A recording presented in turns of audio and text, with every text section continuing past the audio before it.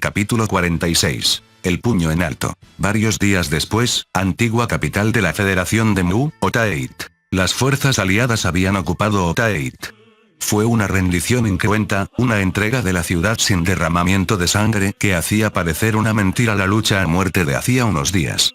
El paisaje era desolador, la ciudad estaba en ruinas, las instalaciones portuarias aniquiladas, los restos de la flota yacían esparcidos por la bahía y las carreteras que conectaban con las regiones circundantes estaban cortadas. Aunque ya era dudoso que se pudiera llamar capital a esa zona, las fuerzas aliadas finalmente habían dado el primer paso firme hacia la liberación de la Federación de Mu. Comandante César, se ha confirmado la muerte del presidente en el Palacio Presidencial de la Federación de Mu.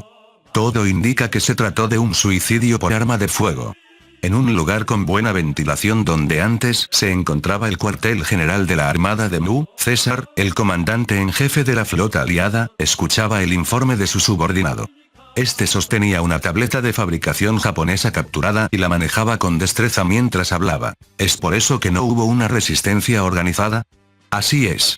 Sin embargo, esto significa que la Federación de Mu ha perdido a su gobernante y se encuentra en un estado de anarquía, o eso pensábamos.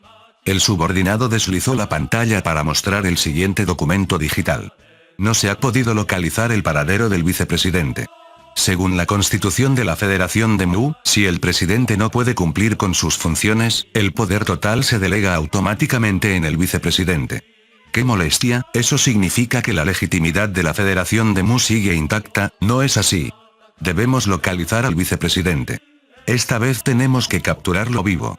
Tienes razón, gracias, yo me encargaré del resto. Tras decir esto, César abandonó la sala de reuniones, que tenía un enorme agujero en el techo, y salió al pasillo. Justo en ese momento, se cruzó con Mirkenses. «Mirkenses, ¿a dónde vas?» César notó algo extraño en su vestimenta. Ella iba vestida completamente de negro. ¿Eso es, ropa de luto? Tengo un asunto que atender. Considéralo como ir de compras. Oye, estamos en tiempos de guerra. Llevaré escolta y voy a una tienda de confianza. Estaré bien. César dudó si ella simplemente estaba en modo turista al decir que se iba de compras. Sin embargo, sabiendo que ella no era alguien que haría algo tan frívolo, decidió indagar un poco más. ¿Estás segura? Recuerda que, hasta hace poco, esta era una ciudad bajo el control total del ejército del gobierno. Es poco probable que intenten asesinarme. E incluso si hubiera japoneses por aquí, los reconocería de inmediato por su rostro. Mirkenses no dijo más y se dirigió apresuradamente hacia la salida. Al verla marcharse, César sintió una punzada de inquietud. Mirkenses, ¿por qué me pareció que su presencia se veía tan débil y sombría? Acompañada por dos escoltas, Mirkenses se dirigió en coche a una floristería cercana. César, impulsado por un mal presentimiento, utilizó un teléfono móvil, también de fabricación japonesa, para llamar a cierta persona. Decenas de minutos después, un rincón de Otaeit, floristería del distrito comercial. La floristería estaba ubicada en un distrito comercial algo desolado en un rincón de Otaeit. Mirkenses, aún vestida de luto, seleccionaba con cuidado hermosas flores para usarlas como ofrenda. Estas, y estas, creo que añadiré estas también. Muchas gracias. ¿Para quién son? Para los ciudadanos de Mu que murieron en esta batalla. Mirkenses respondió con sinceridad. No era una mentira, era su manera de rendir homenaje a los ciudadanos y soldados de Mu. Al escuchar esto, la joven de la floristería bajó un poco la mirada y habló. Ya veo, ¿se refiere también a los que murieron en la batalla contra aquel acorazado aéreo? ¿Eh? Sí. Mirkenses se extrañó por el tono significativo de la joven, pero tomó el ramo de flores y se dirigió rápidamente a la caja registradora. Dejó a sus escoltas afuera mientras pagaba, pero pronto notó que la chica no le entregaba el cambio. Disculpa, ¿cuánto es mi cambio? El cambio, es esto. La joven de la floristería sacó una pistola y disparó. 2 balas impactaron en Mirkenses, una en el centro del pecho y otra en su hombro derecho. Hipócrita. Esa pistola era una de las armas que el propio Imperio Gravalcas había distribuido previamente entre los grupos de resistencia. Mirkenses se tambaleó mientras escupía sangre. ¿Tú, eres del bando del gobierno? ¿Gobierno? Eso no importa. Esto es por mi padre, que murió por culpa de sus ataques. ¿Crees que con unas flores vas a entender nuestro dolor? ¿Eres idiota o qué? La joven gritaba con voz quebrada y, con las manos temblorosas, intentó disparar una vez más. Sin embargo, Julius, que había escuchado los disparos, irrumpió en el lugar. Evaluando la situación en una fracción de segundo, se dispuso a disparar a la joven. «Detente, no dispares». A pesar del grito de Mirkenses para detenerlo, Julius apretó el gatillo. Se escuchó el sonido seco de un disparo y, acto seguido, el silencio se apoderó del lugar. La joven recibió 2 disparos en el pecho y cayó al suelo mientras la sangre brotaba de sus heridas. Como el ataque iba dirigido al corazón, la muerte era inevitable.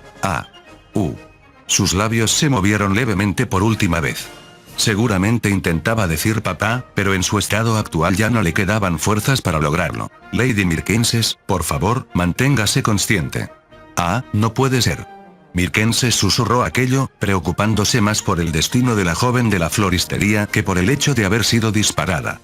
Poco a poco, la fuerza para mantenerse en pie la abandonó y se desplomó.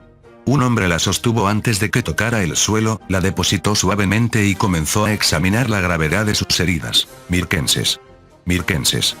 Padre, rápido, un médico. Necesita una transfusión. Presiona la herida, vendrán de inmediato. Era César. Al tener un mal presentimiento, él y Julius habían estado siguiendo a Mirkenses de cerca. Un médico llegó al lugar y comenzó los primeros auxilios de emergencia. Sin embargo, sus heridas eran profundas y ella escupía sangre cada vez que intentaban tratarla. No cierre los ojos. No te atrevas a morir en un lugar como este, Mirkenses. Mientras el médico trabajaba frenéticamente, Mirkenses reunió sus últimas fuerzas y sujetó la manga del brazo de César. Está bien, César, ya es suficiente. ¿De qué estás hablando? La guerra aún no ha terminado. No puedes morir aquí. Mirkenses negó lentamente con la cabeza. César, el rumbo que está tomando esta guerra es muy malo. Mirkenses. Todos y cada uno de ellos están atrapados en el odio. Rápido, debes bajar el puño que has alzado. Tras decir esto, Mirkenses perdió las fuerzas y se desvaneció. César continuó llamándola desesperadamente. Resiste, Mirkenses.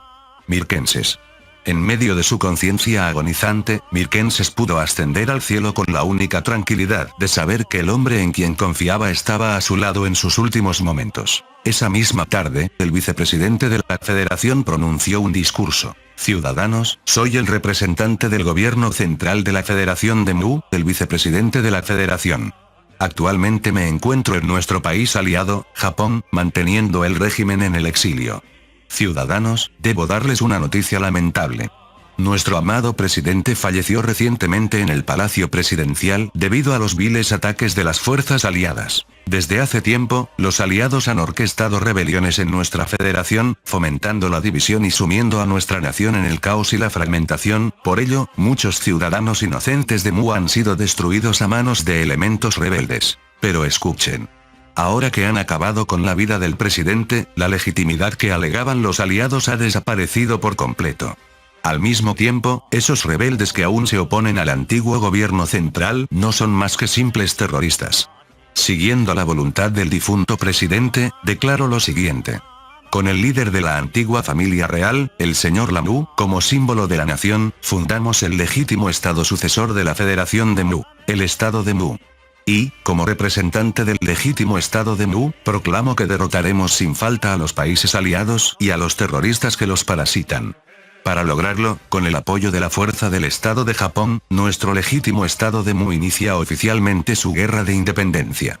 Levántense, ciudadanos legítimos de Mu. Soldados, recuperen nuestra tierra. Yo también, como representante del Estado de Mu, juro aquí mismo que lucharé junto a ustedes hasta que solo quede el último hombre. Fin del capítulo 46. El link a la historia del autor estará en la descripción.